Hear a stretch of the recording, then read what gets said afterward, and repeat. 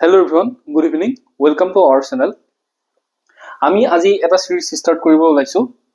সেইটো হৈছে Assam and it's culture. Assam আৰু অসমৰ সংস্কৃতি। ঠিক আছে? আমি সকলোৱে জানো অসমখন পাহাৰ, পৰ্বত, নদী, ভৈয়াম যিমান মনোমোহা তাৰ লগে লগে অসমৰ যিবোৰ জাতি জনগোষ্ঠী আছে সেই জনগোষ্ঠীসমূহৰ সংস্কৃতি, ভাষা, তেওঁলোকৰ নৃত্য, গীত, বাদ্যযন্ত্ৰ সেইসমূহৰো অসমখন সমৃদ্ধ। সেইকাৰণে আৰু আপোনালোক সকলোৱে জানে যে অসমৰ প্ৰায়বোৰ পৰীক্ষাতে অসমৰ যিবোৰ জাতি জনগোষ্ঠী আছে সেই জাতি জনগোষ্ঠীসমূহৰ পৰিচয় থুলমূলকে যিখিনি আমি জানিব লাগে, ধৰি লওক সেই কোনো এটা জাতি বা জনগোষ্ঠীৰ ড্ৰেছৰ কথা সুধিব পাৰে, আপোনাক পোচাকৰ কথা সুধিব পাৰে, ভাষাৰ কথা সুধিব পাৰে, কোনো বাদ্যযন্ত্ৰৰ কথা সুধিব পাৰে।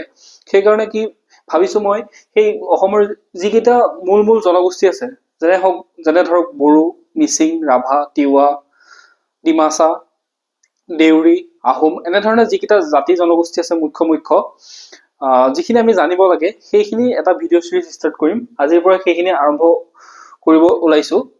পোনপ্ৰথমতে আমি আজি আৰম্ভ কৰিম বড়ো জাতিৰ পৰা। ঠিক আছে?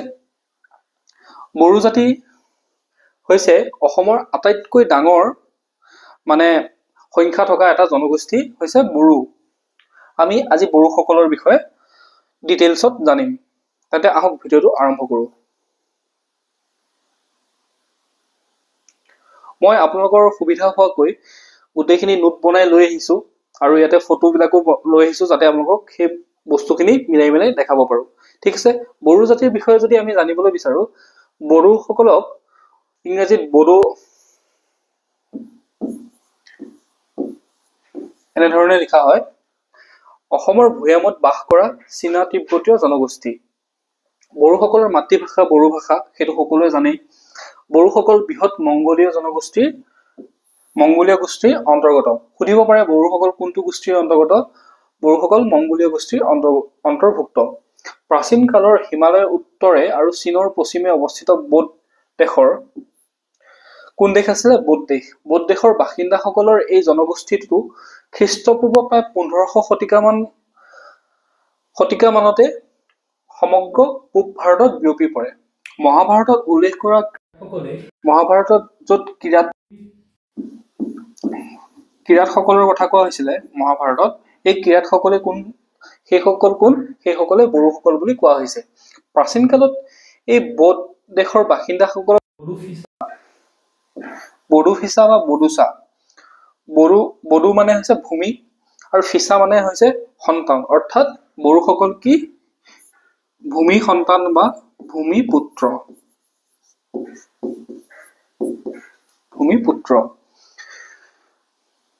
বুলি জনা গৈছিল। সময়ৰ সোঁতত বৌদ্ধ বা বড়ো হিচাপে তেওঁলোক জনাজাত হয়। বড়োসকল ক'ত আছে বুলি যদি সোধা যায়, তেতিয়াহ'লে আমি মুখ্য স্থানকেইটা হৈছে কোকৰাঝাৰ, চিৰাং, বাক্সা আৰু ওদালগুৰিত বড়ো জনগোষ্ঠীৰ লোকৰ সংখ্যা তাতে বেছি আছে, বহুত বেছি আছে। আৰু বাকী ঠাইতো আছে, কিন্তু তাতে কম বেছি পৰিমাণে আছে, অন্য ঠাইতো আছে। তো মুখ্য স্থানকেইটা হৈছে কোকৰাঝাৰ, চিৰাং, বাক্সা আৰু ওদালগুৰি। আৰু সেইকেইখন হৈছে BTAD এৰিয়াৰ অন্তৰ্ভুক্ত জিলা। BTADৰ যি 4খন জিলা আছে সেই 4খন জিলা হৈছে কি? কোকৰাঝাৰ, চিৰাং, বাক্সা আৰু ওদালগুৰি। এইটো কথা আপোনালোকে মনত ৰাখিব। এইটো সুধিব পাৰে BTADৰ অন্তৰ্গত 4খন জিলা কি? আৰু মই যদি আপোনালোকে মোৰ মেপিং চিৰিজটো চাই আছে, আসাম মেপিঙৰ চিৰিজটো চাই আছে, তেতিয়াহ'লে আপোনালোকে গম পাব মই গোটেই ডিষ্ট্ৰিক্টসমূহ ডিটেইলছত তাত পঢ়াই আছো। আমি এইখিনি বড়ো জনগোষ্ঠীৰ বিষয়ে থুলমূলকৈ জানি ললো। এতিয়া আমি আহিছো বড়ো কালচাৰৰ বিষয়ে। তেওঁলোকৰ নৃত্য, গীত, বাদ্যযন্ত্ৰ, সাজ পোছাকৰ বিষয়ে আমি জানিম। তো বড়ো জনগোষ্ঠীৰ পৰম্পৰাগত পোছাক জংগ্ৰা বা মাদানী গামচা। জংগ্ৰা বা মাদানী গামচা কাৰ? বড়ো পুৰুষৰ পৰম্পৰাগত পোছাক। কঁকালৰ পৰা আঁঠুলৈকে ঢাকিবলৈ কঁকালত মেৰিয়াই পিন্ধা হয়। কেনেকুৱা ধৰণৰ ৰং যদি আমি জানিব বিচাৰো, সেউজ, ৰঙচুৱা ৰং বা মিশ্ৰ ৰংযুক্ত, যেনে বগা, সেউজ, বগা, নীলা আদি। এই ফটোখনত এজন বড়ো ল'ৰা এখন গামোচা পিন্ধি থকাৰ নিচিনা আমি দেখিছেনে? সেউজীয়া আৰু বগা পাৰি থকা। আৰু সেইখনে হৈছে কি জংগ্ৰা বা মাদানী গামচা ঠিক আছে আৰু এইখিনিতে এটা কথা কৈ লওঁ যিহেতু এই শব্দবোৰ যিবোৰ ধৰি লওক জংগ্ৰা বা মাদানী গামচা এনে শব্দবোৰ যিহেতু জনগোষ্ঠীয় ভাষা সেইকাৰণে মোৰ একচেণ্টত কিবা কাৰণত ভুল হ'বও পাৰে সেইটো আপোনালোকে একচেপ্ট কৰি ল'ব আৰু কাৰণ মোৰ সেইটো একচেণ্টত মই ক'ব নোৱাৰিব পাৰোঁ সেইকাৰণে মোৰ যিটো মই কোৱাৰ একচেণ্ট অসমীয়া ভাষা কোৱাৰ একচেণ্ট সেই একচেণ্টতে ক'ব লাগিব তো আপোনালোকে সেইটো একচেপ্ট কৰি ল'ব বুলি মই ভাবিছোঁ তাৰপিছতে আৰনাই কথাই সুধি থাকে এক্সাম্পল আহি থাকে আৰনাই কি হয় সন্মানীয় ব্যক্তিক সন্মান জনোৱাৰ সময়ত প্ৰদান কৰা অৰ্থাৎ আৰনাই এখন গামোচাৰ নিচিনাই আৰনাইখন কোনখন এইখন দেখিছে আপোনালোকে ল'ৰাজনে পিন্ধি আছে এইখন কি হ'ব আৰনাই বুলি কোৱা হয় আৰু আৰনাইখনে সন্মানীয় ব্যক্তিক সন্মান জনাবৰ কাৰণে ব্যৱহাৰ কৰে বা শীতকালত স্কাৰ্ফৰ দৰে ডিঙিত পিন্ধে বা সাংস্কৃতিক অনুষ্ঠানত ব্যৱহাৰ কৰে সেইখন আৰনাই তাৰপিছত দখনাৰ কথা কৈছে দখনাখনো এখন বড়ো সাজ পোছাকৰ অন্যতম এটা সম্পদ বড়ো মহিলাৰ এক পৰম্পৰাগত পোছাক দখনা মানে হৈছে আপোনাৰ মেখেলাৰ নিচিনা এখন কাপোৰ এই বড়ো ছোৱালীজনীয়ে পিন্ধি আছে দেখিছে আপোনালোকে হয়তো এইখনকে কি বুলি কোৱা হয় দখনা বুলি কোৱা হয় ক্লিয়াৰ হ'ল ল'ৰাসকলৰ কাৰণে জংগ্ৰা বা মাদানী গামচা তাৰপিছতে নেক্সট ইম্পৰ্টেণ্ট গুৰুত্বপূৰ্ণ ড্ৰেছটো কি হৈছে আৰনাইখন এখন গামোচাৰ নিচিনাই বড়ো গামোচা বুলি ক'লেও ভুল কোৱা নহ'ব তাৰপিছতে দখনা বড়ো মহিলাসকলে পিন্ধা এখন কাপোৰ ঠিক আছে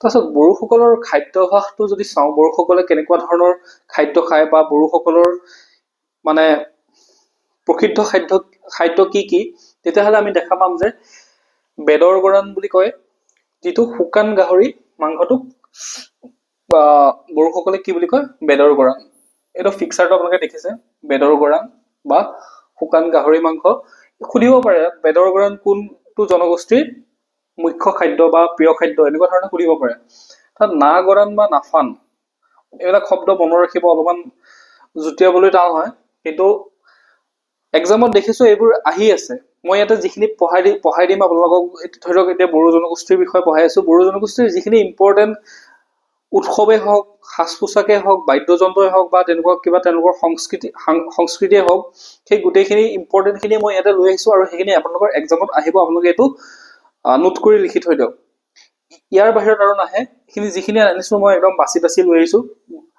চাই তো এইখিনি হৈছে একদম ইম্পৰ্টেণ্ট তথ্য ঠিক আছে তাৰপিছত মদ বা জৌ সেইটো এটা কি হয় বড়োসকলৰ পৰম্পৰাগত চাউলৰ মদটোক কি বুলি কোৱা হয় মদ বা জৌ ঠিক আছে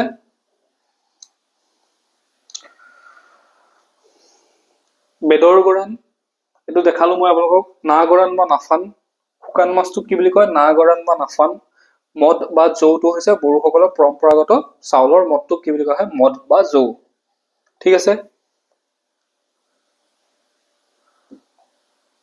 তাৰপিছত আমি যদি ফেষ্টিভেল চাওঁ ইম্পৰ্টেণ্ট ফেষ্টিভেল বা গুৰুত্বপূৰ্ণ উৎসৱ কেইটা যদি চাওঁ তেতিয়াহ'লে আমি দেখিম যে বাথৌ পূজা বড়োসকলৰ এটা গুৰুত্বপূৰ্ণ উৎসৱ হয় এইখন পিকচাৰ দেখিছে আপোনালোকে গৃহমন্ত্ৰী অমিত শ্বাহ আছে আমাৰ মুখ্যমন্ত্ৰী ডাঙৰীয়া আছে BTAD মুখ্য কাৰ্যবাহী বিষয়াজনো আছে তো আপোনালোকে দেখিছে যে বাথৌ পূজা কেনেধৰণে কৰা হয় পিকচাৰখনৰ জৰিয়তে আপোনালোকে চাই লওক এটা অনুমান কৰিব পাৰিব বড়োসকলৰ মুখ্য উৎসৱ কি হৈছে বাথৌ পূজা বাথৌ বৰে সিজু গছৰ দ্বাৰা প্ৰতিকৃত বড়োৰ মুখ্য দেৱতা তাৰপিছতে যদি নৃত্য যদি চাওঁ বাথৌ পূজাৰ পিছত দেওধনী নৃত্য আৰু খেৰাই নৃত্য পৰিৱেশন কৰা হয় বাথৌ পূজা কমপ্লিট হোৱাৰ পাছত তাৰপিছতে আৰু দুটামান যদি পূজা চাওঁ তেতিয়া হৈছে এটা হৈছে খেৰাই পূজা আৰু এটা হৈছে গাৰ্জা পূজা মনত ৰাখিব বাথৌ পূজা তাৰপিছতে যদি আমি চাওঁ দেওধনী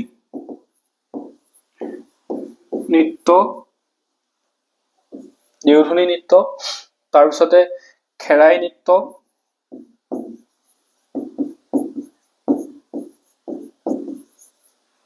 তাৰপিছতে যদি আমি চাওঁ খেৰাই পূজা,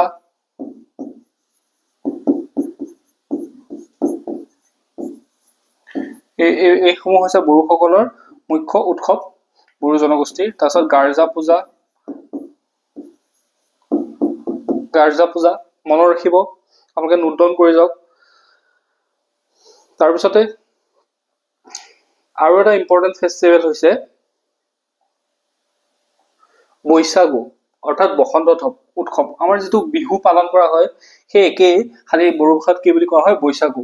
বৈশাগুহে বিহুৰ সৈতে একেই, ঠিক আছে। এই নৃত্য কৰি আছে তেওঁলোকে বৈশাগুত বিহুত।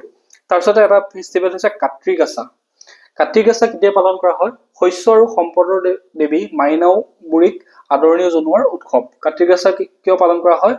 শস্য আৰু সম্পদৰ দেৱী মাইনাও বুঢ়ীক দেৱীক তেওঁলোকৰ আৰাধ্য দেৱীক আদৰণি জনোৱাৰ কাৰণে এই উৎসৱ পালন কৰা হয়। কেতিয়া পালন কৰা হয়? আহিন মাহৰ শেষৰ দিনা, ঠিক আছে। মনত ৰাখিব। কাত্ৰি গাছা আপোনালোকক সুধিব পাৰে কেতিয়া পালন কৰা হয়। এবাৰ তেনেকুৱা এটা আহিছিলে চাহ জনগোষ্ঠীৰ টুচু পূজা কেতিয়া পালন কৰা হয় বুলি সুধিছিলে। এই ৰিচেণ্টলি এক্সাম যি হৈ গৈছিলে আছাম পুলিচতে সুধিছিলে টুচু পূজা কেতিয়া পালন কৰা হয় বুলি, বা অসমীয়া টুচু পূজা অসমীয়া মাহৰ কোনটো মাহত পালন কৰা হয়, এনেকুৱা ধৰণে সুধিছিলে। তাৰপিছত এনেকুৱা কাতি গাছৰ বিষয়ে সুধিব পাৰে কেতিয়া হয়? আহিন মাহৰ শেষৰ দিনা পালন কৰা হয়। তাৰপিছতে আমি যদি নৃত্য আৰু বাদ্যযন্ত্ৰ চাওঁ তেন্তে বড়োসকলৰ এটা মষ্ট ফেমাছ নৃত্য হৈছে বিখ্যাত নৃত্য বাগৰুম্বা নৃত্য। বড়োৰ প্ৰসিদ্ধ জনজাতীয় নৃত্য, ঠিক আছে। এই বাগৰুম্বা নৃত্য এখন পিকচাৰ আপোনালোকে দেখিছে, বাগৰুম্বা নৃত্য তেওঁলোকে প্ৰদৰ্শন কৰি আছে। বাগৰুম্বা নৃত্যক অন্য এটা নামেৰেও জনা যায়। কি নামেৰে জনা যায় আপোনালোকে জানেনে? বাগৰুম্বা নৃত্যক বাটাৰফ্লাই ডান্স বুলিও জনা যায়। আৰু বাগৰুম্বা নৃত্য কোনে সেই নৃত্য কৰে? সেই নৃত্য অনলি ফিমেলে কৰে, ফিমেলে প্ৰদৰ্শন কৰে বাগৰুম্বা, ঠিক আছে। তাৰপিছতে যদি আমি বাদ্যযন্ত্ৰ চাওঁ তেতিয়াহ'লে খাম বা ড্ৰাম, এইটো দেখিছে ড্ৰামটো এজন বড়ো ব্যক্তিয়ে বজাই আছে। চিফুং বাঁহী এইটো দেখিছে আপোনালোকে। চিফুং বাঁহী, চেৰজা, জাপকিং, থুৰকা, এইকেইটা হৈছে বড়ো বাদ্যযন্ত্ৰ। মনত ৰাখিব চিফুংটো ইম্পৰ্টেণ্ট, আৰু খাম অৰ্থাৎ ড্ৰাম, ঢোলৰ নিচিনা যিটো, তো সেইটো মনত ৰাখিব। খাম, চিফুং, তাৰপিছতে চেৰজা, জাপকিং, থুৰকা, ঠিক আছে। আৰু বাগৰুম্বা নৃত্যৰ বিষয়ে আপোনালোকে মনত ৰাখিব, বাগৰুম্বা হৈছে বড়োসকলৰ আটাইতকৈ প্ৰসিদ্ধ নৃত্য আৰু ইয়াক বাটাৰফ্লাই ডান্স বুলি কোৱা হয়। আৰু এই বাগৰুম্বা নৃত্য কোনে প্ৰদৰ্শন কৰে? ফিমেলে প্ৰদৰ্শন কৰে, ঠিক আছে।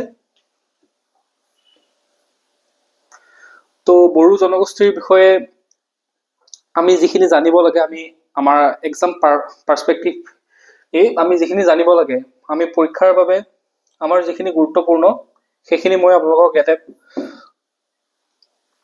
লৈ আহিলো। বাকী আমাৰ যিখিনি মুখ্য জাতি জনগোষ্ঠী আছে আমি সেই গোটেইখিনি চিৰিজটো কণ্টিনিউ কৰি থাকিম, ঠিক আছে।